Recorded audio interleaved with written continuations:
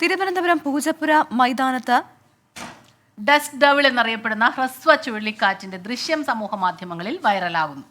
ഇന്നലെയാണ് മൈതാനത്ത് പൊടിപടലം ഉയർന്നു പൊങ്ങിയത്. സംസ്ഥാനത്ത് ചൂട് കൂടുന്ന സാഹചര്യത്തിൽ ഇനിയും ഇത്തരം പ്രതിഭാസങ്ങൾക്ക് സാധ്യതയുണ്ടെന്നാണ് കാലാവസ്ഥാ വിദഗ്ധർ പറയുന്നത്.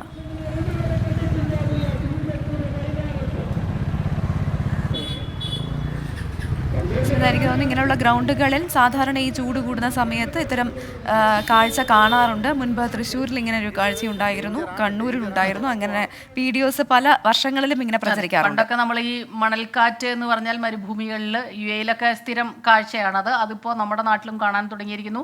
കാലാവസ്ഥാ വ്യതിയാനവുമായി ബന്ധപ്പെട്ടാണോ ഇക്കാര്യങ്ങളൊക്കെ അറിയേണ്ടതുണ്ട്. അഖിൽ ഷാ അൻസാർ ചേരുന്നുണ്ട് വിവരങ്ങളുമായി. അഖിൽ ഷാ, കാലാവസ്ഥാ വിദഗ്ധർ ഇക്കാര്യത്തിൽ ഒരു മുന്നറിയിപ്പ് നൽകുന്നുണ്ടോ? ഇത് ഇങ്ങനെ അടിക്കടി ഉണ്ടാകാനുള്ള ഒരു സാധ്യതയുണ്ടോ?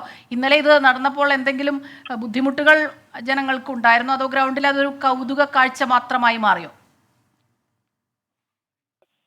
സ്മിത, പ്രവിത, ഇത് അത്തരത്തിൽ ബുദ്ധിമുട്ടുണ്ടാക്കുന്ന ഒരു പ്രതിഭാസമല്ല. പക്ഷെ ഇതുമായി ബന്ധപ്പെട്ട് കാലാവസ്ഥാ വിദഗ്ധർ പറയുന്നത് ഈ സംസ്ഥാനത്ത് ഗണ്യമായി ചൂട് വർദ്ധിക്കുന്ന ഒരു സാഹചര്യമുണ്ട്. ഇന്നലെയും തിരുവനന്തപുരം ജില്ലയിൽ 35 ഡിഗ്രിയോളം ചൂട് ഉണ്ടായിരുന്നു. അതുകൊണ്ട് തന്നെ ഈ കനത്ത ചൂട് ഉയരുന്ന സാഹചര്യത്തിലാണ് ഇത്തരം ഈ ഡസ്റ്റ് ഡബിൾ എന്നൊരു പ്രതിഭാസം ഉണ്ടാകുന്നത്. അതായത് ചുഴലിക്കാറ്റിന് സമാനമായി ഈ പൊടിപടലങ്ങൾ ഉൾപ്പെടെ ഉയർന്നു പോകുന്ന ഒരു പ്രതിഭാസമാണിത്. അത് വരും ദിവസങ്ങളിലും, അതായത് സംസ്ഥാനത്ത് ചൂട് വർദ്ധിക്കുന്ന സാഹചര്യങ്ങളിലും വരും ദിവസങ്ങളിലും ഇത്തരത്തിലുള്ള മൈതാനങ്ങളിൽ, അതുപോലെ തന്നെ ഈ പൊടിപടലങ്ങളൊക്കെ കൂടി നിൽക്കുന്ന സ്ഥലങ്ങളിൽ ഇത്തരത്തിൽ കാറ്റ് ഉയർന്നു പോകാനുള്ള സാധ്യതയുണ്ട്. മിനിറ്റുകൾ മാത്രം നീണ്ടു നിൽക്കുന്ന ഒരു ചുഴലിക്കാറ്റിന് സമാനമായ ഒരു പ്രതിഭാസമാണിത്. അത് മറ്റ് പ്രശ്നങ്ങളൊന്നുമില്ല. പക്ഷേ ഇതിനിടയിൽപ്പെട്ടാൽ, അല്ലെങ്കിൽ ഇതിനടുത്ത് പോയാൽ ഈ പറയുന്ന പൊടിപടലങ്ങളൊക്കെ ശരീരത്തിനുള്ളിൽ പ്രവേശിച്ച് ചില പ്രശ്നങ്ങൾ ഉണ്ടാകാനുള്ള സാധ്യതയുണ്ട്. അതല്ലാതെ മറ്റ് പ്രശ്നങ്ങളൊന്നും ഇക്കാര്യത്തിൽ ഇല്ല എന്നുള്ളതാണ് കാലാവസ്ഥാ വിദഗ്ധർ അറിയിക്കുന്നത്.